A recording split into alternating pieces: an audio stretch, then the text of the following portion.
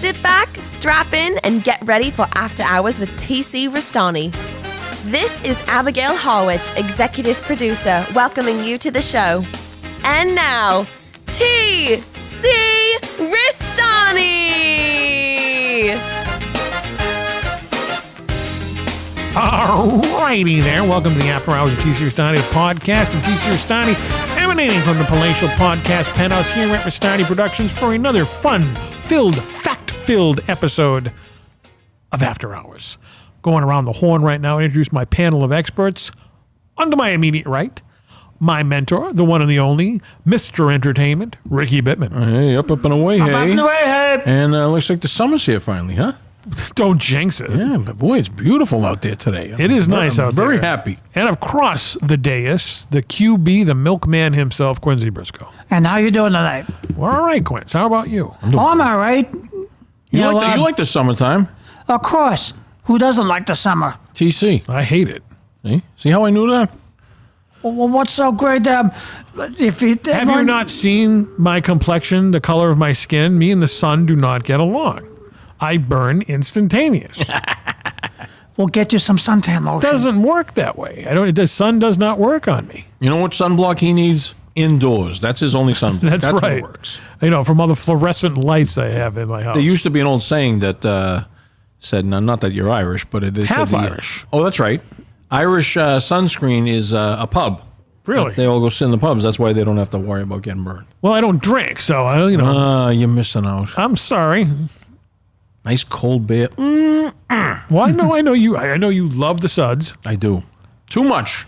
Too much of the suds will ruin your intestines and all other things. But just the right amount can make everything okay. I know. I remember my Irish relatives. They were always in a good mood.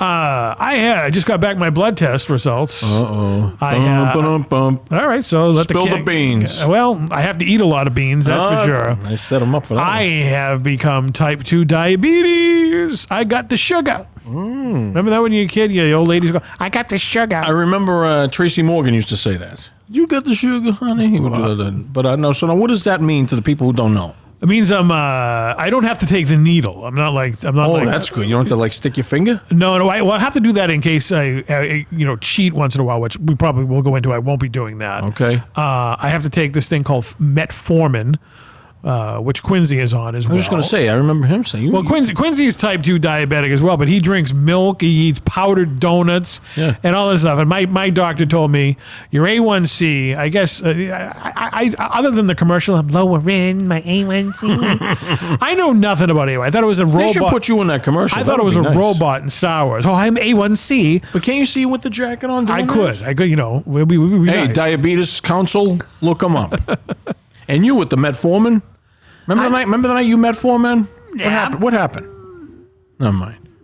Go ahead. Metformin's a medicine, but are you talking about another kind? Was that letter you wrote to Penthouse. Because I am A1TC. That's right. A. So I guess there's a scale. I looked this up, right? And I talked to my doctor. I guess anything 5 and under is pre-diabetic. Was this Dr. McMurphy? No, it was not Dr. McMurphy. He was not available. He doesn't like to give bad news. I know that. Well, he'd rather lie to you. Say, everything's fine. You got 6 months to live. I can't pay you. You got another 6 months. My number was at 8. And that's pretty high on the AOC, A1C, or whatever. See, to most people, why is that a high number? I don't know. I'm not a diabetic expert yet. But don't you think it would be like, I don't know, when they do these scales, like Spinal Tap, these go to 11? Right. Like 8 sounds great to me. Well, I don't want it to go to 11. Let's just put it that way. Yeah, but it's like, I scored an 8. Well, 8 sounds pretty low. Don't you think? Oh, yeah. Whatever the doctor says. I want to know what yours is over there. You've been on metformin for like 20 years by now. Well, not 20 years. 175. That's your metformin, right? Yeah. I'm on... your A1A number. Well, A1A is the road Jimmy Buffett takes. A1C. All right, I'm sorry. Maybe about 10, 15 years anyway. Maybe 17. All right, maybe 20. I don't know. Anyway, I found it on my own. All I do is just follow some simple directions, and everything's just like that. Where on the diabetic diet? Because I have this thing now. Where does it say powdered donuts are okay? You can eat anything you want. Who gave you this list? I eat myself and I. Okay, of course. That explains a lot there. So now you have to take the needle, right? No, not anymore. I don't have to prick my fingers anymore. No, you have to take. Don't you have to take an insulin shot? Oh yeah, I take that once a week. Yeah, okay. Well, that's not bad once a week. Plus, he's on the metformin. And the metformin. That and 3 or 4 other things. So I just take them all at once. Jardiance, metformin, But I'm just amazed that glipizide. Glipizide. You're just Wasn't she in the Wizard of Oz? you're just a walking Wasn't she one of pharmacy. the witches? Yes, she was. She was from the East, wasn't she? Glipizide. There's no place like metformin. And you say Jardiance too? That's the one they advertise on TV. Sure. You on Viagra? Not yet, but I'll take it. Not yet. Okay, well, But, That's good. Hey, that's a good outlook. it's a little blue pill. It's like whatever it is, they say I'll just take these things. That's it. And everything just goes instantly right back to normal. All right, well, you're a freak of nature over there. I mean, you drink 700 gallons of milk a week. I mean, can I see that milk carton right there? I want to actually read the ingredients. Not If it says anything 700. besides milk, I'm going to be shocked. All right, let's see here. Push it over. I don't have Okay. crying out He has loud. those short Irish arms. Right, like a Tyrannosaurus Rex. Okay, all right. Now, Quincy, you are over the age of 60. You have diabetes. You just said you've had it for like 15 years. And you are drinking whole milk, not skim milk, not any other type of milk, whole milk here. And there are 11 grams of sugar in this milk and 12 grams of carbs, which turn into what in your body? Sugar. Okay. All right. So I'm a sweet guy. So I need sugar. You certainly are. And there's a ton of sodium and a ton of cholesterol. How you are not dead? You drink, how many gallons of milk do you drink a week? Couple. Bullshit. You do a couple in a day. Almost. Yeah, okay. So you're talking. He's quite healthy. I mean, you have to admit. I've known this man for almost 30 years and I've never seen him sick. No. Other than when he had his eye surgery. I've never seen him like True. or anything like that.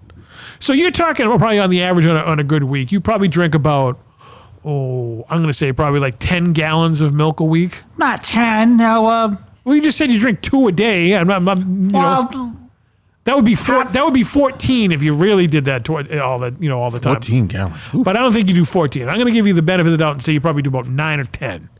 no, about almost half a gallon a day. All right, so there's 7 gallons right there. 7 gallons a week. A week. Most people do that 1 gallon in a week. Yeah. Oh, come on. Like I said, I'm a sweet guy. So, Okay, well, yeah, well, you wouldn't have, you I wouldn't be won't on argue these with that. you wouldn't be on these pills and these shots if you were not drinking as much milk as you do. Infants, a maternity ward in New York City doesn't drink as much milk as you do in a week. I don't even think they feed babies milk anymore, do they? come on. Now, babies need milk. And maybe at the time, and I still am, I'm like, I'll direct babies. Come on now, babies, drink your milk. You'll be big and strong. So you want some MILF milk? Yeah. Is that what you want? What's that? MILF milk. Titty milk? Oh, that's when you're being like mother fed. Yeah. Well, whatever. I hope you get healthy. I'm going to get healthy, and then I know you're going to get healthy. I am going to beat this A1C gimmick. All right. Let's. So when do you go back to get your numbers done? The 30th Of what? July? June. Oh, June. Oh, so it's a couple weeks. Couple weeks. So they're looking for like results quick. There were results quick. So That's exciting. I have given up completely no carbs whatsoever. I think I've ate more broccoli in the last 5 days than I've had in the last 50 years. And it's not bad. You put it on hummus. You put it in like a little egg whites and all that other stuff and all this other fun stuff. Hey, you know what? People said I couldn't give up soda. It's been 18 years. Yeah, that's true. All right. I like what you said though about your medication. If as long as you take the medication, you can eat what you want.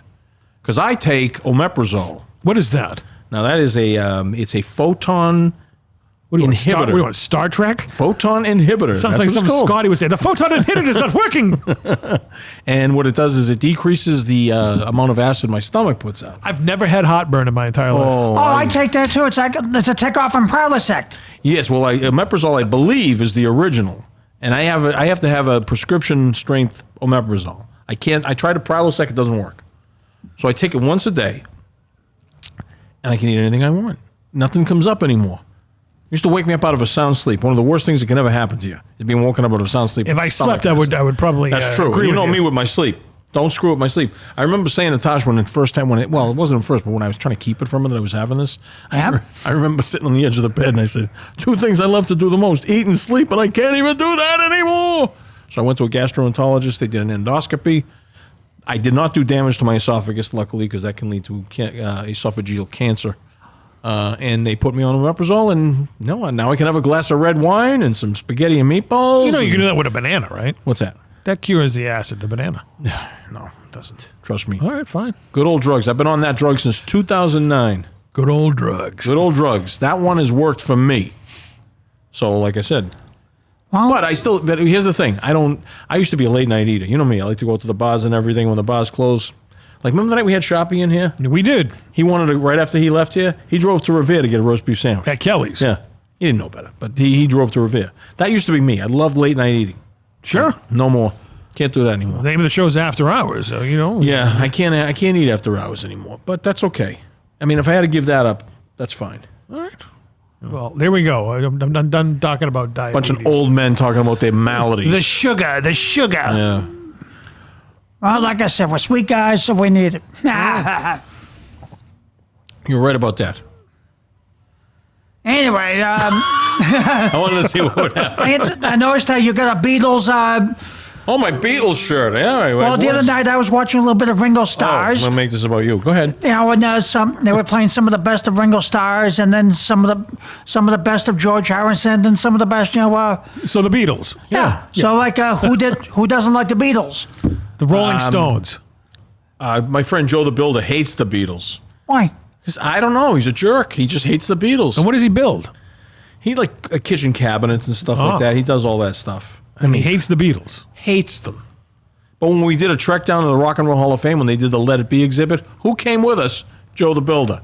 And the first thing he did was go to the gift shop and buy keychains, because he collects them, and all other things. And then, he was bored after that. Wow. But, I mean, how can you hate the Beatles, for Christ's sake? I'm a fan of the Beatles. I love the Beatles. I've met one of them. Oh, that's right. You met Paul. Right? Paul, yeah, in an autograph signing in New York City at a bookstore. Nice. And you saw Ringo not too long ago. I did. I saw Ringo. I seen him perform, I think, 3 times. You ever been to the Dakota? Yes, I did not like that. Yeah, it's very eerie. I got a very, very haunting feeling. Yeah. It's a very eerie place. Tasha goes, let me take a picture in front of the door. I said, no. No. Did not want If you that. go there during the day, it's not as eerie. This was during the day. It really If you bothered go there me. at night, I can imagine at night. I was bad in the day. I don't want to ever. we go went there in October, and at night yeah. it was like the week before Halloween, and it They was still have those gas lamps. yes, it's very eerie. It's like time froze, and it's still December 8th, 1980 there. Yeah, they plugged him good. That's such a shame. No pun intended. They did plug him They good. did. They did. They just. Well, not they, just one person. Yeah, that son of a bitch. He's still around. I know he is. Mark David Chapman? slapping his face. I'm surprised he hasn't gotten out and done a Comic-Con signing yet. Oh, dear God. And, people would go too. They would get his autograph. Of course they would. I mean, that'd be like, meeting John Wilkes Booth. I wouldn't want to meet him. You wouldn't want to get him on an album? No. David Chapman? Mark David Chapman. No, absolutely not. Not even just for history's sake? No, absolutely not. I'd punch him right in that fat, silly moon face of his. But he did it all for Jodie Foster. Yeah. I mean, that Nobody happened, can see what that I just happened did in, with that me. happened in 1980, right? Yeah. She would have been, what, like 15? Yeah, she was a kid. 16? Yeah, she was a kid. I mean, because she did Taxi Driver maybe when she was like 12 or 13 or whatever. Yeah, she was very young. Maybe off a little bit, but she was under 21 Yeah. in 1980. Yeah. And he became fascinated by Wait her. a minute. I thought that was Hinckley. Hinckley did that. Oh, who am I thinking of? You're thinking of Hinckley who did sorry. it for Jodie Foster. All right, sorry. Listen, folks, very rarely Erase do that. I ever come up with something like that. Chapman just did it because he was reading Catcher in the Rye, which was a great book. Okay. I stand corrected. You are correct. The person who attempted to kill Ronald Reagan Yes. in 1981, the year after. Yes, John Hinckley Jr. But it was John Now, Hinckley. he's out, I think. Is he out? I think he is. Then how come he's not doing Comic-Con? Exactly, yeah. They probably put a hold on him. All right, so getting back, Mark David Chapman was just a lunatic who read Catcher in the Rye and some inner voices said, go blow away John Lennon. Yeah. Or was it a CIA thing like a lot of people think? Well, I don't know. You see the pictures that day, and he's just there, and He did get the autograph first, though. Yeah, Maybe he wanted to make the autograph it's just such a worth more. He met John Lennon. I mean, the kid should have been over the moon. He was. Go to a bar and say, "Look who I just met, John Lennon. This is a new album that just came out." That's fake, you loser. That's what someone probably would have said to him. That's why we put him Not at the New end. York City. They would have said, "Oh, yeah, he's around all the time." Yeah. I saw him the other day down buying food at the Aldi. I read there was a little thing one time that said, I don't know what the hell it was, but John Lennon, when he was recording Double Fantasy with Yoko was the business person. Boy, there's something I don't have the two words. Yoko and fantasy. Yeah, that's right. Double Fantasy. No. So he would sneak away every now and then from the recording when it got to be all business. I'd sneak away if I was near her, too. Well, what he used to do was he went to this New York bar, this like Irish pub on a corner bar that made these really great big hamburgers, and he would eat a cheeseburger when he was in there. And he's like, "Remember, don't tell her I was here," because he was supposed to be a vegetarian. Right. But he went down there, and that was his little thing. See, when you're married like that, you got to have your little thing. Nowadays, that would be on a social media post in about 2 seconds. He would never be able to get away with. But isn't No. that cool knowing that he was there? He was doing that. I think that's awesome. But anyway. Did he come in and go, "I'll have the Let It Be burger"? I'll have to get that burger and hold the Ringos. Onion Ringos are pretty good. That's what Quincy had tonight. That side of onion Ringos. That would have Right. been better. Damn it, I could have had a V8. You could have had a V8, but have you ever had a V8? Oh, I love V8. Those are fucking horrible. No, they're delicious. That's disgusting. No, you're crazy. What is a V8? Just tomato It's a juice? vegetable juice. Yeah. A lot of sodium in it, but I love sodium. So it works out perfect for me. You love sodium. Oh, I love sodium. I have to Give me more sodium. I wish I could have. I can't even have popcorn, all right? Jeez, remember I used to bring down that big bag of popcorn? Right. Can't do that anymore. We can't have no fun with this guy. I'm sorry. In November, I made a pact with myself. Yeah. I'm going to lower this A1C gimmick. And then what's going to happen? And I'm going to have mashed potatoes for Thanksgiving. There you go. All right, that's a good goal. I can respect that. So I got 4 months, 5 months, whatever the hell it is. All right. I'm going to make it. Well, listen, I'm sorry you're battling this, but if anyone can get through to it, I'm going to get through to the end or get through it, it's you. Thank you. My hat's off to you.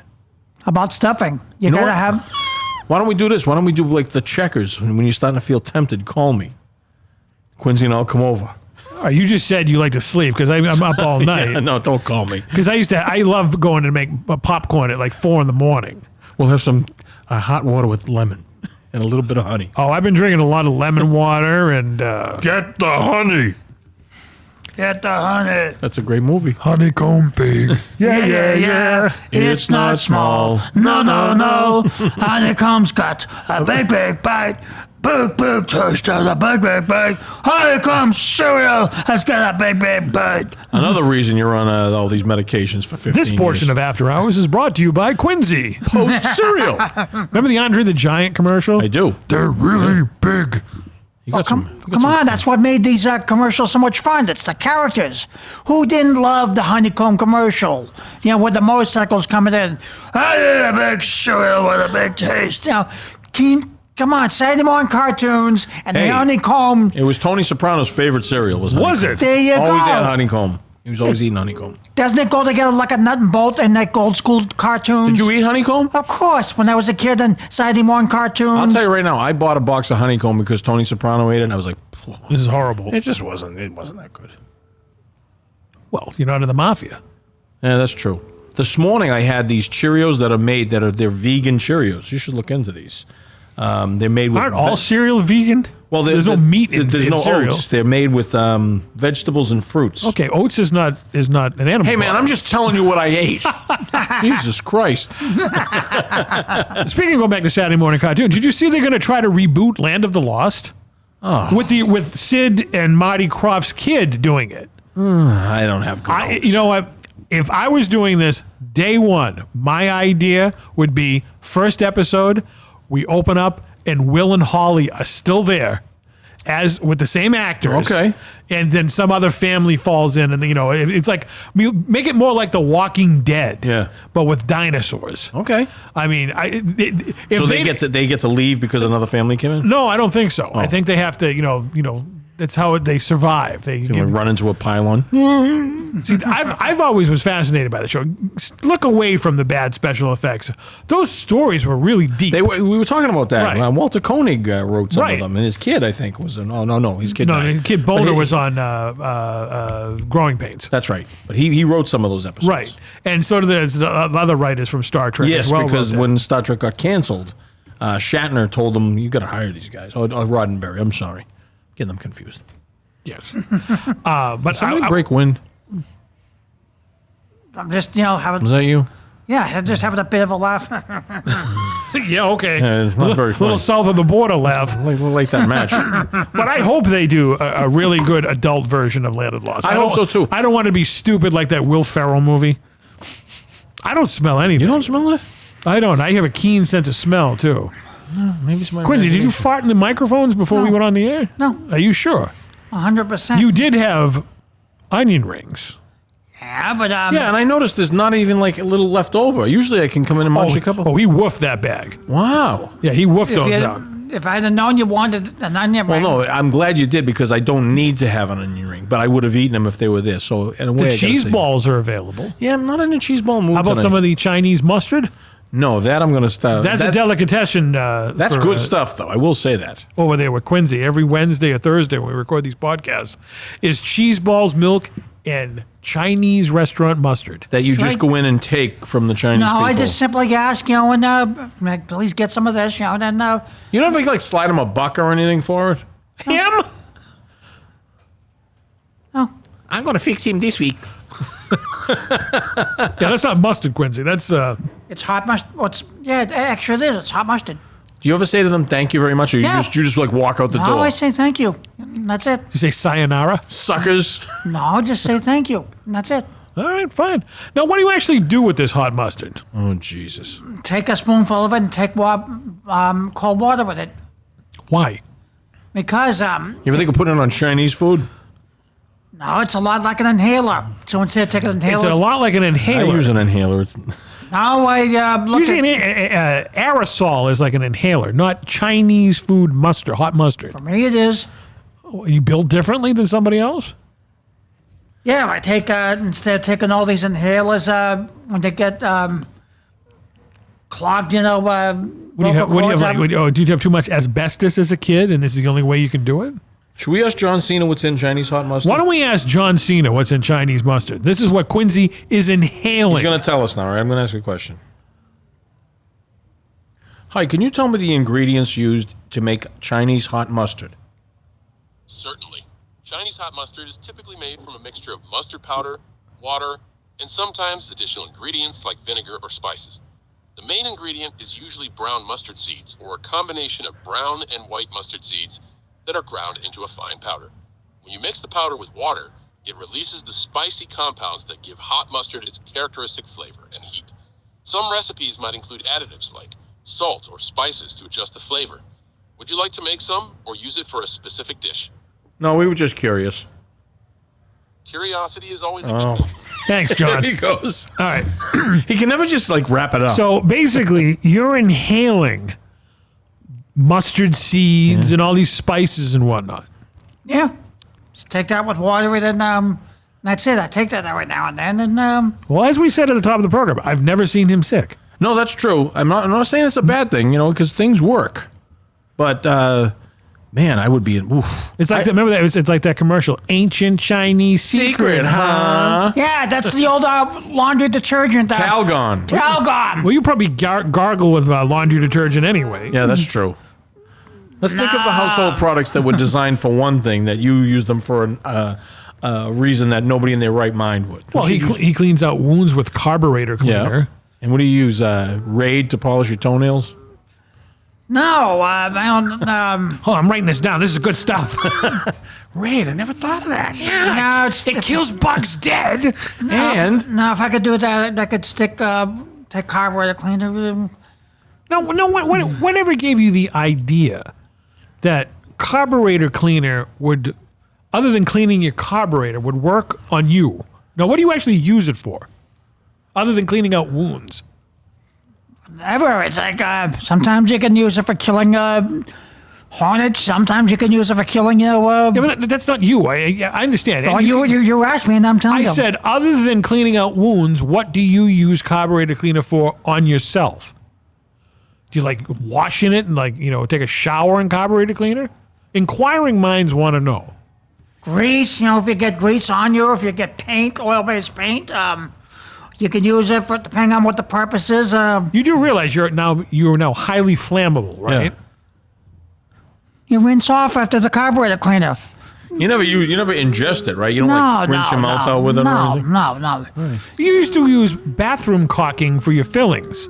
That was only temporarily. That was just a trial basis. Now, that's a new one, all right? That is a trial brand new basis. You know how many toxins are in that shit, and you're putting it in your tooth? That was only temporarily till I went somewhere, and How temporary? Like a month? I mean, how long was it? it would last for about maybe 10, 20 minutes, Then 10, 20 minutes. And what do you have, a dentist on dial? And what is the first thing the dentist say to you? What the? No, they just don't say nothing. Yeah, he says, oh, here he It comes. would, it would work temporarily, then, So who thought of this? me, myself, and I. Okay, so you thought, I have a loose filling. Rather than calling the dentist, I'm going to go down to the hardware store and get bathroom window caulking. It was only till I got a chance. Everything always happens over the weekend. It's like nothing's ever open during the weekend. You never thought of maybe using peanut butter or glue or something? Elmer's glue? I know you probably chewed that as a kid. No, because the problem with Elmer's glue, it's not watertight. It doesn't dry fast enough. Elmer's that they put on papers and everything, it wouldn't be waterproof. It wouldn't be waterproof. No, I guess It wouldn't stick. And you need that in your mouth because of all the saliva. Yeah. It's like, let me put it this way. Put it this way. I'm going to give you an example. Okay. Don't you remember on the first or second episode of Gilligan's Island when they wanted to get off the island and Gilligan came across something he thought it was maple syrup and it wasn't. So the professor goes, do we have any more of this substance? As the professor would say, what is this? Like, what's my maple syrup? It's waterproof. And of course, Gilligan, go get some more of this substance, what you call maple syrup. And they tried to glue their boat together with it. So that went through your head when a filling came out. And it's like, well, of course it's not. The light went on when you. Wait a minute. So it's not waterproof because when they put the boat back in the water, everything fell apart. And That's horrible. That's just horrible. But Yeah. the old instrument went boing, boing, boing. a lot of people watch Gilligan's Island to see Marianne in her shorts. Yeah. You're watching Gilligan's Island to find some sticky substance to put your filling back in. Yeah. Well, if I wanted to do that, of course I did. If you watched used cars or Laverne Shirley, like good old Linny and Squeaky, it's like the same guy who's in used cars. Like, first of all, Laverne tried to do a tooth. Okay, I'll go to the hardware store and get some cement. I'll find out which one of these fillings fit Laverne's mouth, and It's a good thing you don't drive a car because Yeah. you'd be imitating the Dukes of Hazzard and try to jump buildings and shit. You're very impressionable. What made you think to do this? Well, I saw it on Vinny and Squeaky did it on. Well, if they can do it, come on. Don't worry about it. I can do it. I saw it in a cartoon once. Dear God. And then there was another episode where I'm sure there was. let's see, Gilligan lost 2 fillings and they used explosives and they found out that the plastic was explosives. Gilligan was like, achoo, and the fillings finally fell out, Didn't they explode?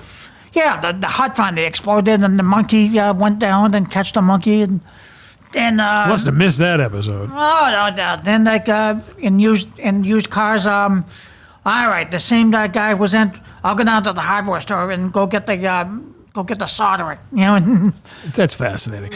Okay, I'm getting through the earpiece. Abby's on vacation this week. Really? That's why she hasn't chimed in at all. Where's she going? I have no clue. I have absolutely no clue. I got a memo from her. I hope it's not Aruba. I don't think it's Aruba or whatnot. And she said, I'm not going to be at the program. You're never at the program. I'm not going to be producing this week. Wow. So I'm getting through the earpiece right now from our guest producer. Big time commercial break. We have to go to a big time commercial break. All right. And more fun will happen after that. Hi, this is Quincy Briscoe. To all my fans, don't drink and drive.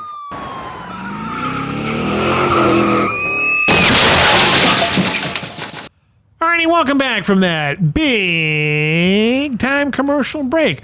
Now, during that commercial break, you played a video that our number one fan down in New Jersey, Captain America himself, Doug Palumbo, sent you a Friday the 13th behind the scenes video about the creation of the which really isn't it's like so you thought it was for a million years, yeah. So you see, So there's something you learn all the time, and I think I saw that a million years ago, but I forgot totally about it. Yeah. So if someone asked me, do the noise from Friday the 13th, I would have went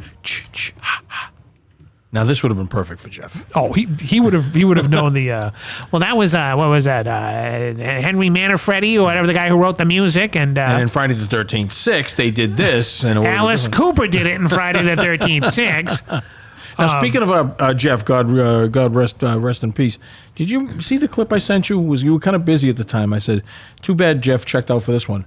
The Popeye's Revenge. Oh, yeah, there was a cartoon or something. It's a live action horror movie, dude, and he's killing people, and he's a deformed sailor, and these kids get like lost in this like shanty town in a swamp, and then like at one point you got to watch it again. I'll have to check it out. All right, listen, maybe I'll post it tonight. Watch the trailer for it's not. Yeah, it is on YouTube for Popeye's Revenge. And it just came out. Now, who is he? What is he revenging? I don't know, but someone steal his spinach. He's killing everybody, and they're showing all this collages of the murders and everything, things he's doing, and then all of a sudden it's real quiet, and across the floor rolls a can of spinach. Oh my God! I mean, Jeff would just be over the moon about this. He would have been. Oh, he would have been in heaven. No pun intended. I felt so bad. I was like, Jeff should have hung around for this one, man. Dude, oh yeah, fuck, that's fucking great. And he would have loved it because I mean, this thing. Jeff would probably be the only one in the audience if they brought it back to the movie theater. Or he would have known everything about it already and know the guy who's making it. They would have bag of spinach. Encore over in Everett. We went there one time. The only reason Jeff wanted to go there was the Popeye statue. Which is very beautiful, by the way. It's like a $4 million thing. Yeah, it is something to say. Jeff was obsessed with Popeye. He's the only person in the world that I know knew everything about the 1980 Robin Williams movie. Yeah. He loved that movie. It took him forever to find the Popeye soundtrack on vinyl. Yeah. And when he finally found it with our good friend Gary Summers, he was over the moon. Yeah, he was psyched. He was like, dude, too bad Robin's dead. I got to have him sign it and whatnot. He was like, his bucket list was to go to the Isle of Malta. Oh, yeah, where the set is still there. Where the set is still there. They have like a theme park, right? It's like a haunted thing now, or they do drugs or something over there. That was his, always he goes, dude, you got to go see Back to the Future sets. I want to go to Malta. I go, Jeff, do you know what Malta is? Can you see him doing it, though? No question about it. Walking around with his bag. I go, Malta's like what, off of like Sicily or something? Yeah, it's somewhere over down there, somewhere, the Mediterranean or whatever. The only person I knew from Malta was Baron Mikhail Cicluna. Oh, jam! I almost said Angelo Mosca.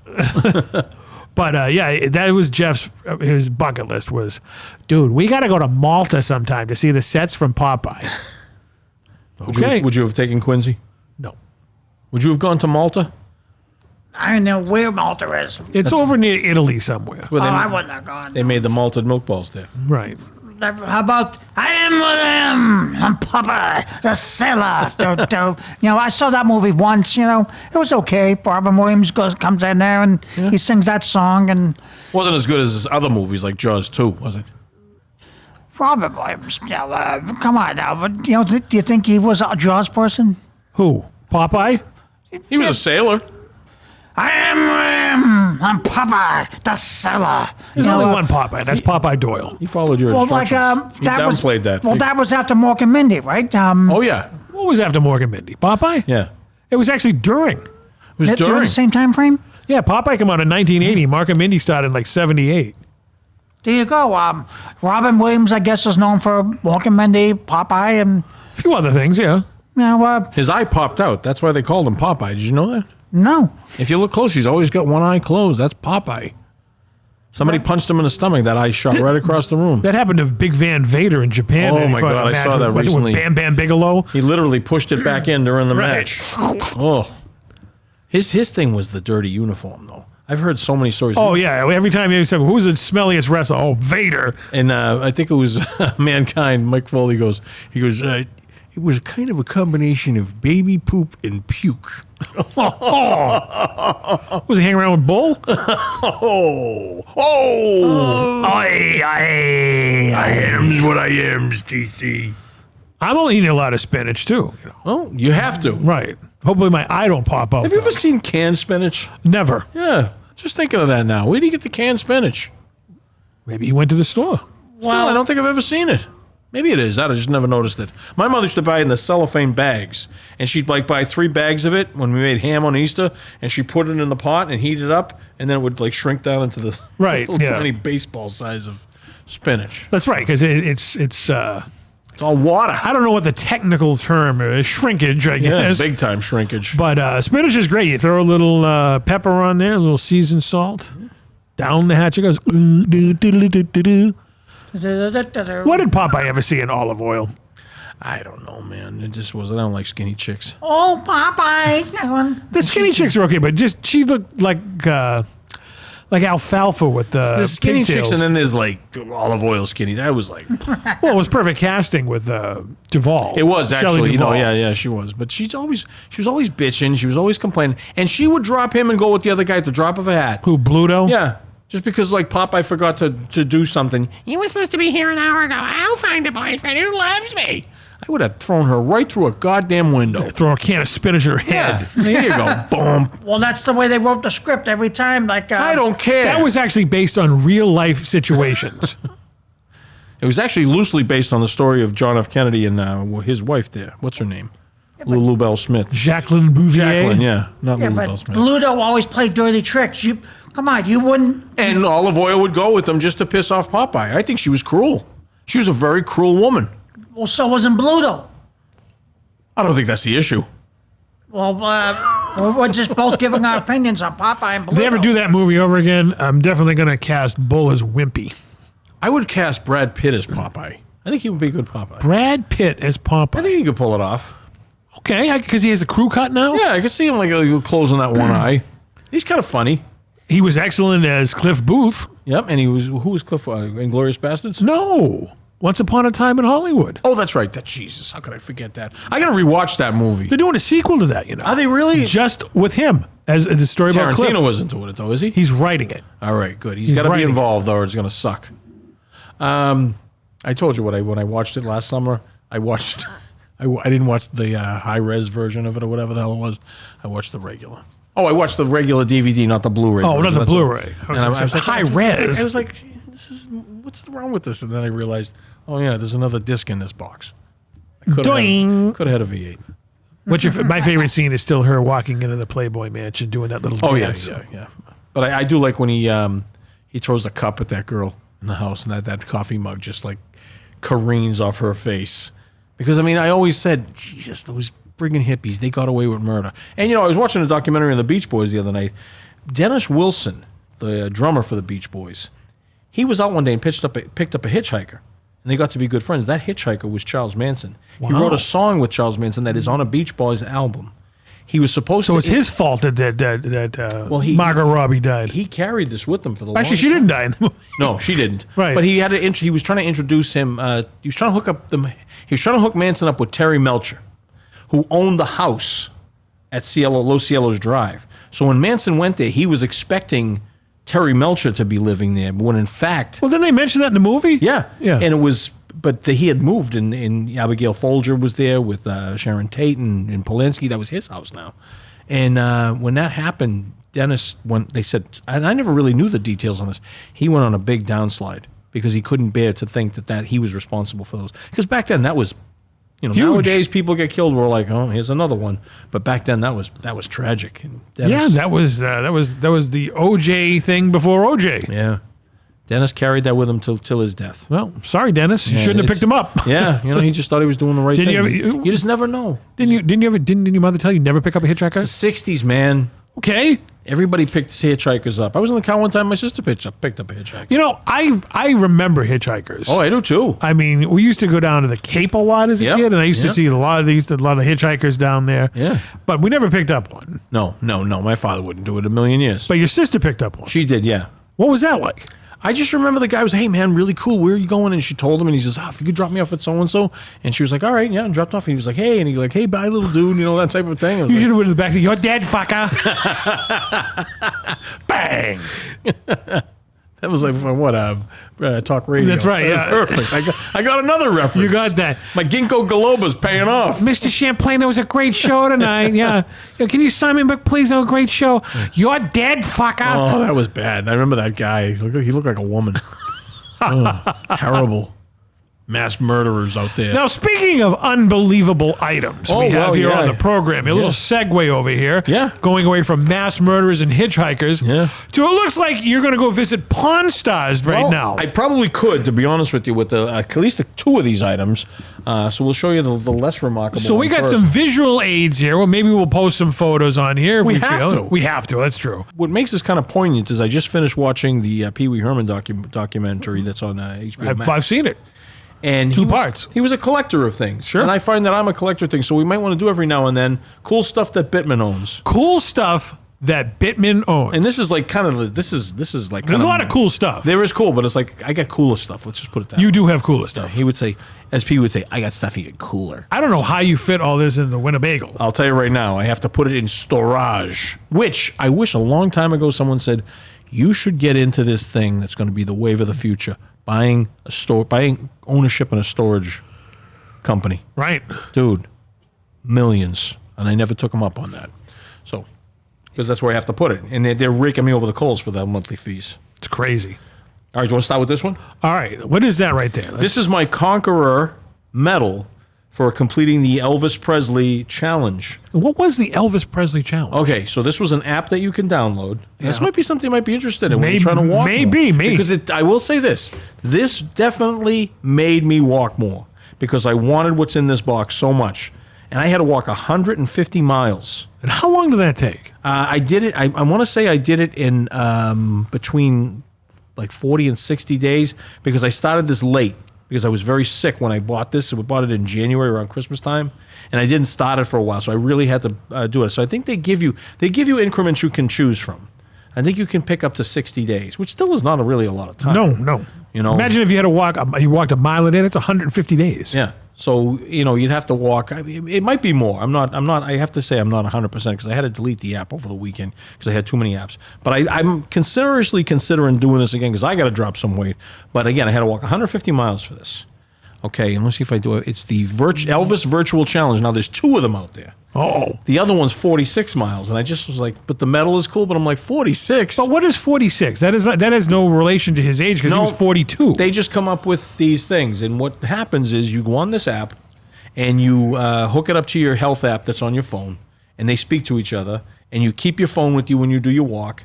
And every night it will update you where you are and everything. And it's virtual in the sense it takes you on a route. This was like a tour route of Elvis going through the country on his tour. So it took you from like one venue to another through these towns that he played in. And it gives you little screen grabs from Google Maps so you can see it stuff. So it's interesting. And then they send postcards along the way. And if you walk so many miles in a certain amount of days, you get this thing where you can plant a tree, it's whatever carbon points or something like that you use to plant a tree. I think I planted 2 trees while I was doing this one. But the most remarkable thing about this, besides the medal, is the packaging. I kind of got my beak in a printing company. This is gold foil stamped, as you can see. It's very Gold beautiful. foil stamped. Yeah, it says, "Ladies and gentlemen, presenting the legendary, the incomparable, the one and only, the king of rock and roll, Elvis Presley." That's a great replica of his Who never signature. walked 150 miles. No, not at all. No, he wouldn't be bothered to do that. He'd take a pill to walk for 150 miles. And as you can see on the back, it's a replica of the medal there. And there's like sort of a phantom of the other medal. Oh, let me see that. That's kinda, beautiful. Kind of a little cool. Like, so you got to get the other medal now. TCB. And then when you go into it, there's a beautiful picture of Elvis signing autographs. He's got his Elvis shades on, Elvis on Tour Virtual Challenge. And when you open it, look at this thing. Look at that. Now, look at that. That's better than an Olympic medal. Now, where do you feel this thing now? Now, I just look at it. It's TCB. That's right. Does that stand for TC's blood sugar? That's right. That's what it's going to stand for now. All right. You know what? When you get the numbers down, I'll take you. You get one of these. What, a tattoo? TCB tattoo right there. Wow, that's unbelievable. All right, now check this baby out. This is better than the one that Chewbacca didn't get at the end of Star Wars. Look at that. That's pretty heavy. Yeah. And it's got the, it's sort of like the, I think they call that, I can't remember the name of the suit. Gee, that looks very familiar. No, I don't think that looks like Chewbacca. I don't think that looks like Chewbacca. It's kind of like the black suit he wore at the Boston Garden, too, if you turn it over. It's like it's a replica of the design, the jeweled design he had. Now, here's the thing about this, though. But there were days when I said to myself, yeah, I'm not going to, like, damn, if I walk today, I'm going to be one more step closer to getting this beautiful medal, which I wanted, and I got it. That didn't cost anything, right? Oh, no, you have to pay. Oh, of course. Yeah, There's always a silver lining. I can't remember what it was. I think it was like, I think it was like $60, but I mean, you get the app, you get the updates and everything, but for $60, and it did help me walk 150 miles in a short period of time. But what I'm trying to say is, it really did inspire me to get off my ass certain days when I didn't feel like it, and go out and So get you're a some fresh huge air. Elvis fan. Yeah, I just wanted because I'm an Elvis collector. Now, and this is as we're sitting here, I was going through my head, they should do a Back to the Future one where I have to walk 88 miles. they're working on a Back to the Future one. I'm not kidding you. I Really? did read that. They're working on a Back to the Future one. They have plenty of Star Wars ones. They have Jurassic Park ones. They have everything. Now, what do I win at the Back to the Future one? You'll win, they'll do a medal that probably looks like the flux capacitor. Oh, or that'd be something. awesome, I'm huh? telling you, they know what they're doing. They make them attractive and everything like that. The first one I did was Dublin. I walked through Dublin, Ireland, which was kind of cool. But then when they introduced Elvis, I said I got to do that one. But I've only done those two so far. But I'm seriously thinking of getting the app back on my phone. Once they make the Back to the Future one, I will do that. Yeah, I'm going to look it up for you because I'm just thinking about that now. But I did read about That's that. awesome. Yeah, so that'll be something. But there will be days when you're like, geez, I really don't feel like. But you see, if I do, I'm just getting that much closer to the payoff here. And We should do an app down here. You get to have Abby's yoga pants. there you go. Well, wow, you like that one, huh? Have you not seen her in yoga pants? I have to say I have not. Oh, man. But I'm sure she looks quite nice in them. Let's just put it that way. Spectacular. She's a nice young girl. And moving right along, should we go to the next one? That right there is actually very impressive. Yeah. But moving on, you have a couple other items Yeah, down a there. little quick one. This is something I'm kind of really proud of. A friend of mine got this for me. He went to San Diego Comic-Con. Lozzie Adams, What year? 2007. 2007. This was an exclusive giveaway to so many. Like, you had to be like in such and such a position in line to get this. You didn't have to pay for this. Now you do. And these things go, I've seen these on eBay, let me see, from anywhere from $95 to $250 for what's in this box. And as you can see on the cover of it, it's a nice replica of whose autograph? Stan Lee, Stan Excelsior Lee, and he's a drawing of him. creator of multiple superheroes, Yeah, including with- Spider-Man. No Spider-Man without Stan Lee, and it is open. I did break the seal because I Uh-oh. like to see that. But what's inside is not. But I think it would probably be more valuable if this was not broken, but who cares? So you open this up. You're not going to sell it anyway. I'm not. Although it looks like I could. If I needed $250, I mean, I could part with this. So if there's any listeners out there who are interested in this, when I show you a picture, you might be. So what we got here is what they gave away at the San Diego Comic-Con in 2007. This is a Stan Lee action figure. Stan Lee, of course, is no longer with us. No, he's not, and it's a replica. I made a note here. This is a replica of Amazing Fantasy number 15, which came out in 1962. Okay, that the cover of the That's album. older than Quincy. Yeah. The cover of that comic book looks kind of similar to this. It's actually Spider-Man carrying a villain. In this case, it's Stan Lee carrying Spider-Man. Well, let's take a peek at that. Now, that comic today sells for $141,000. Imagine that. Now, open this little door on the side. You get interchangeable heads. You can put Spider-Man's head on them. There's a and little door different. here? Yeah. Look at that. Little hands in there. I don't and want to stuff. ruin the binding on this. That's okay. Don't worry about that. Wow. That doesn't look anything like Tobey Maguire. No. Not at all. No. They just didn't want to give him royalties. Yeah, I think Stan Lee, they had to pay for using his visage, but which I thought was kind Actually, Stan Lee looks like Roachy, the autograph collector. Remember we saw? Oh, yeah. He does. Man, you can pluck those things out of nowhere. And if they got his, he's holding his sunglasses, which I thought was kind of cool. And they got a web he's swinging from. And That's not Stan Lee. That's the Roachy autograph collector action figure. And then there's a little comic here where Stan Lee is you're hired. He's hiring Stan Lee. J. Jonah Jameson is hiring Stan Lee, and Stan Lee goes, "Wow, I can't believe I just scored a job. A writer. How's that going to be how's that going to be making a living?" Something like that. My eyes ain't too good. You know what's good for eyes? Spinach. Is it really? Oh, I don't know. And he has a little dialogue with Spider-Man. I don't know. I just, It's very impressive. It's very nice. And that, True Believers, is the story of how Spider-Man first met Stan Lee. Sure, you've read many stories about many different... Why can't I read all of a sudden? But anyway, you get the idea. Riff reading is fundamental. Yeah, it used to be. But interchangeable heads. Stan Lee, Spider-Man, and Peter Parker. Choose your hero. That would look good on a mantle somewhere. It's a pretty rare. You know what I got to find? I got another one. It's back in the 70s, Marvel put out what's called a rock comic. A rock comic. ROCKOMIC. And it was an album telling the story of Spider-Man, his origin, accompanied with music. And I loved this as a kid because it was adult music, but it was about Spider-Man, so I could listen to it. And I actually got that signed by Stan Lee. Wow. Where did you get that signed? I bought it signed. Oh. He's got a very distinct, I'm telling you right now, it's real. Comes with a certificate of authenticity and everything. A COA?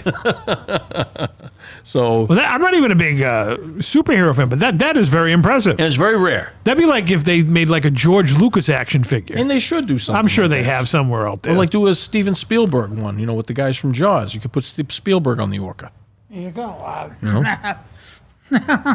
Now, this next thing I have seen on eBay, definitely for $250. Hey yo. Yeah, and this is one of my prized possessions. I always say, because Bittman's moved around a lot, and I always said if there was a disaster and I could only grab one thing. Other than Tosh. Well, that's right, Tosh. I mean, but even when I was by myself out in Pahrump, I always said this would be the thing. So much to grab out in Pahrump. No, other than dirt. In the Winnebago back then, I had some of my collectibles, but like I said, if I only had time to grab one, this would be the one I grabbed. Not your Barbara Eden genie bottle? Nope, it would be this baby right here. Okay. All right, I'll read you a little bit about this. To commemorate the 30th anniversary of the movie Rocky, A. Thomas Schomburg at MGM Studios have produced replica statues of the original movie prop made for Rocky III. The Philadelphia Museum of Art is known around the world for its superb collection of art and outstanding architecture. However, it is also known for the role it played in the famous scene of the original Rocky film and sequels. Schomburg's sculpture was placed at the foot of the museum's east stairs in September 2006. This replica is cast in resin and hand-painted. The height is measured from the bottom of the base to the top of the gloves, brand new and mint condition in the original box. This reproduction is no longer being produced by the artist and almost impossible to find. But guess what? Almost impossible to find other than in the Winnebago. That's right. So we're going to open it right now. And thanks for blowing up my eardrum, Quince. Thanks. Now, I will say this. Mickey, I always quote Mickey when I look at this. Mickey Dolenz? No, Mick. I know. No. Mickey Goldmill. A ting of beauty. He said that. It's a ting of beauty. Definitely a ting of beauty. So here it is. You didn't even see that coming. Look at that. It's still wrapped in the styrofoam the box is sarcophagus. I don't keep this in the box. I display this in the bagel? house. Yes. Okay. Right next to my television set, but I put it in the box Which tonight. you watch TJ Hooker on. Yep. And I wanted to bring this up tonight. Whoa, look at that. Eat your heart out. Isn't that sweet? Now, don't be afraid. You can hold it. That's amazing. I sometimes pretend I'm giving my acceptance speech holding an Oscar when I hold that. But you're holding a Rocky. That's right. Because who wants an Oscar? They should give those out for Best Actor. This is very nice. Isn't it cool? This is very, very cool. I'm very happy. I won a coupon from Sideshow Collectibles that gave me like 60% off a purchase. And I think this was $75 or something when I first bought it. And at the time, back in 2006, that's kind of a lot of money to spend on a collectible. And how much was this again? I think it was $75 or maybe $95. And but it's awesome. It really is. I mean, it's not like it looks exactly like the statue. Yeah, I was going to grab someone's motorcycle helmet and throw it at it. There go the eardrums again. Yeah, there goes my other eardrum. Thanks. I'm Helen Keller all of a sudden. This is fantastic. Isn't it nice? Isn't that a little honey? Now, have you ever actually been to the stairs in Philadelphia? No, but you can hold it, Quincy, if you like. That's awesome, really. Just don't drop it. I won't. That's wicked awesome, really. I have not. I want to go down to Philly, although Philly, geez, the Eagle fans. No. That's wicked no awesome. hard feelings, Eric Todd. Now, you would actually bring that with you and stand with it? Do like a perspective shot? Because you know what? Sometimes Stallone goes to that statue and like catches people off guard, plays little tricks on them and stuff. Really? But I mean, the thing about this is, Well, if that's the case, you need to bring a silver Sharpie. He can sign it for you. yeah, it'd be tough for him to sign this too. It's like, you think he could? He could try. He just go SS. Probably, and that would piss me off. Steve Martin signing his autograph, S. Martin now, by the way. So Steve Martin can. yeah, that pissed me off the other day. I'm like, seriously, come on. You can buy his book and it comes signed S. Martin. But anyway, this is one of my favorites, and I do love this. It's I often Getting a little think choked up about it. I think it was the little loose pieces of styrofoam. I inhaled them there. I often try to think, if something was to happen to me, where would it go? Let me just see. You're running out of the Winnebago with this in your hand. Yeah, It's very. I jokingly always said if I ever had to make out a will, I would make sure somebody special got my Rocky statue. That's nice right there. It is very nice. I'm a fan of collectibles. I have many collectibles in my mansion, and I would be proud to have something like that in my house. It's probably my number one, I would have to say. And it's from Rocky 3. Yeah, number one from Rocky 3. But isn't that a little honey, like the guy said in It is. It's fantastic. It's awesome, really. You know, it's just got that like aged copper look, the green and everything. Patina? Is that patina? Is that what it is? Well, that's what I used to hear on Pawn Stars. People used to bring in the rifles and whatnot. It's you washed off the patina. That's what we want. We want the patina. I remember the old father said, "I like to collect silver. I collect silver. Most people collect gold. I collect silver." What a big fat dopey father. Well, maybe he could put it in Quincy's tooth. Quincy, I can fix the hole in your head with some molten silver. You giggle like a schoolgirl. Give me $400 for it. Okay, Quincy's on a different wavelength right now. I think he's considering the offer. Now, Quincy, would you want one of those things in your house? Be honest. If someone gave it statue, yeah, I'd look at it. But then, I would share the moment with some of my fans down there. But you wouldn't buy it. No, Of course not. The look of disgust. No. it's like, but Kidding me? Stupid. all I wouldn't can spend do my is money say, on this. well, I'm very happy that you got the statue. I think it's an honor. You spent $75 on that? Yeah. That would last him 45 years. Like I said, I think it's awesome. it's totally awesome. But I got a deal on it. I really did. I think I got like 60% off. I applied the online coupon and the price went down. I'm like, now how can I pass Now, do they this number up? them as like a limited amount of them out there in circulation? There's no number on that. I was kind of pissed about that. But, they say that they're no longer being made. They have bigger ones.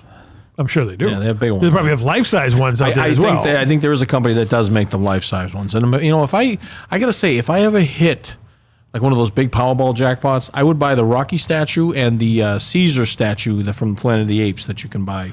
If I hit the lottery, I'm going to put it in my living room, the life-size replica of frozen Han Solo. Oh, there you go. Yeah, that would be cool. That would be. They do sell them. I mean, back in 1997, they sold them for $1,500. In 1997, that was a lot of money. Yeah, now they're probably like $15,000. That printout though that we used on the show that time, that was pretty good. That was very good. When you watched it on TV, you couldn't it really looked great, tell. but when you look up close on it, oh yeah, it's a printout. Yeah, but on TV it looked beautiful. It was unbelievable. That was one of our favorite shows. Well, these are great collectibles here. Yeah, I just figured, what the hell, bring them up, do a little Bittman show and tell. Now, I heard these may be props on a movie show that you may be doing sometime in the fall.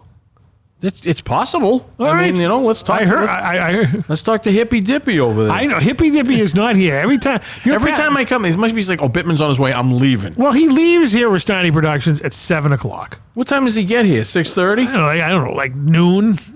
Okay, that's a full day. So, but he knows you want to do this. Listen, I need.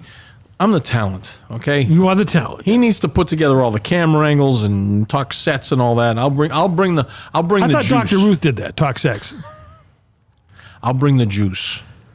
All right. Well, you're going to do steroids? I'll bring the juice. Did you ever watch Dr. Ruth? I used to listen to her, and I used to, of course, watch her every time she was on Letterman, because she would always make Letterman blanch when she would say something. No, she was on Golden Girls. I knew I said, some certain words I know is just going to trigger him. But one of the funniest things, I was listening to her on the air one night, and some guy says when he pleasures himself, he uses motor oil. And Carburetor cleaner over here. So he uses motor oil, right? And I'm like, she's not going to let this go. And all of a sudden she goes, what? And so somebody heard it and she did. And she goes, no, hang up. Motor oil. That's what she said. Motor oil. What do you use? Crazy glue, Quince? Hang on, what the problem is, sometimes crazy. All right. But I not like to use a fistful of thumbtacks. The blood gets everything nice and slippery. Sandpaper. Yeah. I'll just, Styrofoam head with a hole in it.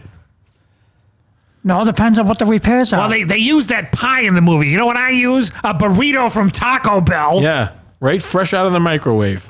There you go. Burn your ball bag right off. Little charo action going on there. Coochie coochie. Huh? Yeah. You got to do the drive-through though, Quince. Coochie coochie. Quince, you know what I'm going to give you for your birthday? What's that? A fleshlight. Oh, Jesus. What's that? You'll find out on October 20th. Dear God I'm not going to bring it up anymore. You're going to run it up and down the street with it. Her name's Betty. Betty Moretti. And on that note, these are fantastic. And Yeah. I know you have a treasure chest full of other collectibles. Yeah, these were close at hand. I'll have to dig for some of them, but I'll put them together every now and then. And when we feel like it, we'll have them at the ready. Do you still have it out in the back of the Bittman mansion, the tiki bar? I do. Yeah, you know what? I'm toying with. I got to clean it out. You know, we used that as a catch-all for some stuff that Tosh, you know, when she came into my life, of course, was putting it in there. So it's been kind of like used as a What's in storage there? unit. Just stuff that she had that needs to go out. I've done pretty good with cleaning out the garage for her, but I'm going to think of redoing the tiki bar and making it sort of like my own little place. I want to put a record player in there. You know, so when I'm out in the yard working and stuff like that, I can play records and things. And granted, it'll be a seasonal type of thing, but I want to put an actual turntable in there. Listen to this little Barry Manilow. Oh, absolutely. I got tons of vinyl, too. That's all in storage. And I got this great new app now when I can just zap my, I got You can zap. No, you know what it is? Wasn't it a movie with Scott Baio? Yes, but there's an app where you can Willie Games? you can go in and it will tell you the value of your comics. And of course, I haven't logged into it in a long time. And let's see if maybe it's back. While you're doing that, since we mentioned Zapped, that also starred Heather Thomas. Yeah. And you're a big TJ Hooker fan. Yeah. Heather Locklear. Which Heather? Okay, that's really good because recently there was an episode where they were both on it. Really? Yes. And I'm going to tell you right now, Heather Thomas was the better actress, Okay. but Heather Locklear was just adorable, I thought. I agree. Those eyes, gorgeous. Heather Thomas was a little skanky, which I like, and her teeth. I think this might have been Heather Thomas's first role. Her teeth had like some spaces. Really? Yeah. You can tell they hadn't got a hold of her. like Esther Roll spaces? Like David Ortiz type spaces, that type of thing, the really gap tooth. But no, nothing like that prominent. But you could just see that she hadn't been Molded. didn't get her yet. Like, Right. Because Shatner probably looked at Locklear and he went, got to do some work here first. And they said, don't worry, we'll take care of that. And then she came out. You mean Thomas? Well, Locklear was on TJ Hooker. Right. But Who had the gap? Was it Thomas or Well, Locklear? no, Heather Thomas had the spaces, but I'm saying like when they first probably showed him Heather Locklear, he probably said, we got to work on this first. I don't think Heather Thomas made it to that point yet where they started doing some Gotcha. work. But very nice legs, very nice hair, was a very good actress because she was playing sort of a real streetwise hooker, and no pun intended. And I do find Stacy, Heather Locklear's character on TJ Hooker, She's always going to be Sammy Joe to me on Dynasty. That's true too. Yeah. I think that's when she had learned a lot on TJ Hooker. Was Dynasty before or after? She was doing both simultaneous. Really? Yeah. Oh, Simultaneous? I was going to think maybe she had cut her teeth on Hooker, but Sound like I just cut my teeth there. At any rate, they did appear in an episode together, and I did do this analysis. And while she's very beautiful, my heart always goes out to Heather Locklear. And people really just trash her, saying how she doesn't look that bad. She's got to be in her 60s easily. I think maybe 70s. I'm not sure, but at any Heather rate, Locklear in her 70s? No. she's up there. Hold but, on, I have to find this All right. out. With acquiring minds want to know. But people like... Hey, Siri, how old is Heather Locklear? Heather Locklear is 63 years old. All right, I was way She's off. 63. I'm a bad judge She's of age. Quincy's age. Okay, but here's the deal. she went through a bout with like drug abuse and alcoholism, and there's a lot of bad pictures of her out there during that phase. They can't be as bad as Yasmin Bleeth. Oh God, no. All right. No. But just to get back to the original question, I prefer Heather Locklear. I speak in a very roundabout way sometimes, especially about T.J. Hooker. But that was a really good episode. What we should talk about next week or the next time we record is a movie I watched last night called The New Centurions. The New Centurions? A movie based on a book by Joseph Wambaugh, who was a police detective author. He wrote The Blue Knight. Remember The Blue Knight? No. Okay, it was a great TV series, but he wrote a lot. Who was on that show? George Kennedy was in the movie. George Kennedy was on the TV show. What year was this? Oh, the 70s. Yeah, George Kennedy did the TV show, and I want to say no, it wasn't Robert Mitchum. No, shit, I can't think of the name. There was another actor who played him in the movie, but Eric Estrada was in this movie as a kid. Okay. Another actor who could have been too before Chips. Chips was 1970. Also 7 years before. Yeah. He was also in one of the airport movies. Yes, he was. Yeah. But you could tell this was, I think, his first real role. Stacy Keach, George C. Scott was in it. Was this before or after Patton? Patton came out in 70. It was around the same time then. Okay. Right around the same time because he was fairly young. Isabel Sanford plays a prostitute in this movie. Isabel Sanford from the Jeffersons? Yes. Who would hire her as a prostitute? Cronauer from Longest Yard, the trooper there. Oh, yes. He's a great character actor. I can't think of his name. Another guy who was on, I couldn't think of him for the longest time who this was, but I knew the face. He was very young. He ended up on The Walking Dead. He played this old man. I think he was Maggie's father on The Walking Herschel? Dead. Yes. Yeah, as a young kid, the face, you can see it when you figure out who it is. You see the face. Oh, what was his name? Scott... Maybe Johnson or something like that? No, it'll come to me when we're off the air. Herschel. There's a lot of people. He's dead in real life, though. Oh, yeah. Yeah, he died. A lot of people in this movie. And I watched it last night. I like these 70s dramas and stuff like that, but I'm trying to think. There was a couple others that wouldn't, but Isabel Sanford as the prostitute was so funny. That's horrible. I'm going to have nightmares now thinking of that. She was wheezy. Yeah, wheezy. Was she wheezy on clients? And again, somebody who loves Tubi but can only access it every other day. It's called The New Centurions. Doug Palumbo, I think he's a Tubi guy. I know my buddy Quick is. Check that movie out. It's a 70s movie that's worth watching. I'll have to check it out. Yeah. My Tubi works fine. I know, you lucky bastard. We don't live too far away from each other. I don't know. I don't know. I'm telling you, I have the Verizon cable network. I'm a Comcast guy. You have Comcast. It's probably... Do you want to know why I hate Verizon? Sure. Because they send people door to door. I don't know how many times I just, settled down in the evening, right before or after dinner, they're knocking at my door to talk to me. No. This day and age, do not come to anyone's door. You should do what my grandfather used to do. Just slam the door in their face. I do, but it's like they won't give up. And now you get the Ring doorbell, and they got to press that, and my phone's going off. Ay. So that's why you don't have Verizon. Yeah, I'm boycotting them because of that. You could have Tubi every day. Listen, man, I had Tubi every day. Something went wrong. If anyone is out there that can figure out why my Tubi... And again, the people at Tubi think I'm crazy, but I am telling you, I wish I could film this and show you. Every other day... Tomorrow it will be working. Maybe it's those people coming door to door that are doing it. Well, then I'll tell you right now, then they got a fight on their hands because don't mess with Bittman and his Tubi. Now, when did you discover Tubi? You're the one who smarted me up to Tubi. Tubi, right as I started doing the jukebox, I came across it. And it was very primitive. It was not a user-friendly app. Now it is. What year do you think that was? All right. It was it had to be COVID time. What, 2017, 2016? Probably. When did things start? Right around that time. COVID was 2020. So when the hell am I thinking? 2020 then. So 5 years ago. Oh, through my earpiece from our mystery producer.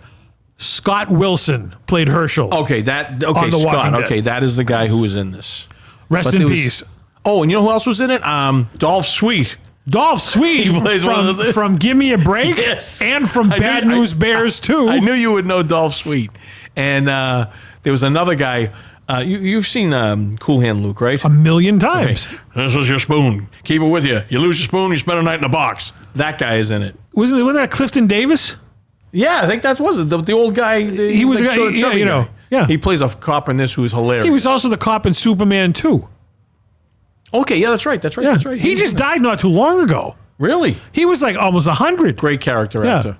And there was the young lady who was in, I think she was in Omega Man. She was the that I don't know. Yeah, that's a good movie. with Charlton Heston. She was in it. But and there's a few others. But it was like a who's who of 70s character So it was actors. like one of those airport movies. To a degree, yeah. Yeah, everybody and their mother was in that. And Joseph Wambaugh only died recently. He was a huge best-selling author. Everything he wrote was like police dramas, I think, from what I understand. He didn't do Spencer for Hire, though, right? No, that was Robert B. Parker. Okay. That I know because I read every one of his books. Were you a big fan of the TV version? I was a fan of it. I wasn't a big fan. I think Robert Urich did portray Spencer, the kind of the image I had of Spencer. The guy Avery Brooks embodied Hawk. I mean, he was Hawk. No, Hawk was in the Road Warriors. What a rush! But he was definitely Hawk. And the woman who played Susan Silverman. I think the Susan Silverman I would read, she was a lot sexier. This girl's kind of a little more wholesome. She was the same woman who played, I'm a big Seinfeld guy, right? No. She handcuffed George to the bed. She was the same actress. But Maybe she got the handcuffs from Spencer. She might have, although he was a private detective. I don't think he carried handcuffs. And Richard Jekyll. Richard Jekyll, who played the police commissioner. He was pretty good casting, too. I'll take your word for it. Yeah, those great books. Robert Urich was harassed intensely by Jerry Perlswig, the autograph Oh, I collector. bet he was. Not to the point of restraining orders or anything.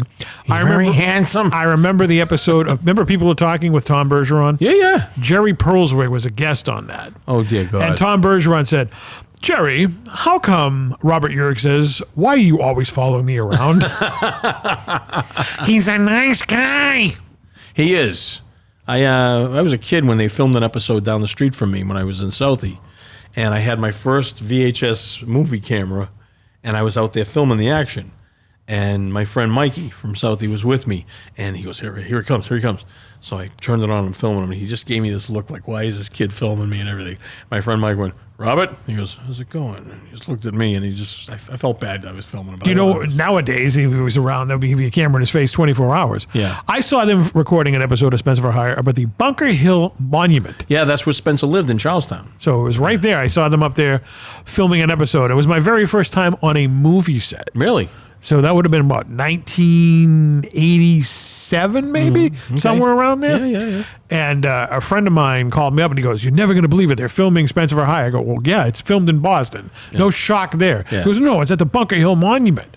I was like, okay. So we took the train in. I don't know how he found this out. Yeah. And there it was. There were all the lights, the cameras, and the action. It was just, Cool. I was like sucked into it. Now, I never watched it, but the show, is it NYPD Blue that was being shown? I never saw it. With Tom Selleck and Donnie Wahlberg. No, NYPD Blue was the one that was back. Oh, in Richard, the, that was Sipowicz. Yeah, that Why was am I back, thinking of in that? the early 90s. What's the one that Blue something or it other. was Blue was in the title. Right. Well, Donnie Wahlberg, that show's ended now. Oh, I'm sorry. Donnie Wahlberg is going to start shooting it in Boston. So that cop comes back to Boston. Wow. So that could be something we could look around. Well, I'll have to call up my my hounds. Yeah, I wonder if they're going to be filming in Boston. They're going to do it in Toronto. Do you know anything about this? Not Toronto, no. Or anything. No. Toronto often doubles as Boston in movies. Did you know that? I heard that. Yeah. There's no comparison. You Well, gotta, Police Academy was filmed in Toronto. oh, but still, Boston is a great place to film. I love it. But it doesn't look like Boston anymore. That's why. Well, what do you consider Boston supposed to be look like? It's been gentrified. He doesn't like change. I don't like change. Do you ever watch the show James at 15? No. Watch the opening credits of James at 15 on YouTube. Okay. They're very nostalgic for you. Was it have the overhead trains at the North Station? Yeah, I think it does, as a matter of fact. And it has... Well, that's why I like to watch St. Elsewhere. Yeah, that's true, yeah. When they have some shots over by... well, you got to watch The Friends of Eddie Coyle. You must have seen that, right? No, I have not. Oh, Jesus. Talk about... I'm pretty sure the overhead trains are in that one. Watch The Friends of Eddie Coyle. The Friends of Eddie Coyle. Robert Mitchum. Great movie. The ending's kind of... Is that the guy with the battery on his shoulder? No, that's Robert Conrad. Whatever. Robert Mitchum could eat Robert Conrad for breakfast and crap him out by lunch. Even with all that acid in the battery? Yeah, especially Robert Conrad. He used to piss me off when I watched Battle of the Network Stars. What? Oh, wasn't he the coach or something? He was always a hothead. He was always throwing a fit over something. Who was Cannon? Cannon was Conrad. Robert Conrad. Yeah, but they were both Conrads, weren't they? No, was it Conrad? See, I don't even know. Jeff needs to be here. Someone Yeah. bring him back. Cannon. Now wait a minute. Frank Cannon. We got to look this up. Great voice. Frank Cannon, yep. Yeah, Frank. Who was Frank Cannon? He was a detective. No shit, but what was the actor that played him? Wasn't it Robert Conrad? Frank Cannon. TV series. William Conrad. William Conrad. Want to hear something funny? Robert's brother. This is just for the hell of it. Bear with me. Wait, you want to hear a Quinn Martin production? No, this is even better. What's better than a Quinn Martin production? Other Restani productions. But. Tell me, wait, this is worth it. All right, well, we'll let him do his thing over there. Quincy, were you a big Quinn Martin fan? Oh, yeah, sometimes. Which was your favorite Quinn Martin production? What is that? That's Barnaby Jones. All right, this is 30 seconds. Wait, I'm probably going to get a commercial. Barnaby Jones. I thought Barnaby Jones. The famous Bonanza salad bar. Oh, yeah, you played that before. Did I? Yeah. Bed of crisp, fresh lettuce, luscious ripe tomato, a ring or two of raw onion, a soupçon of crouton. Now, which salad dressing? Italian. Ah, French. What a prick, huh?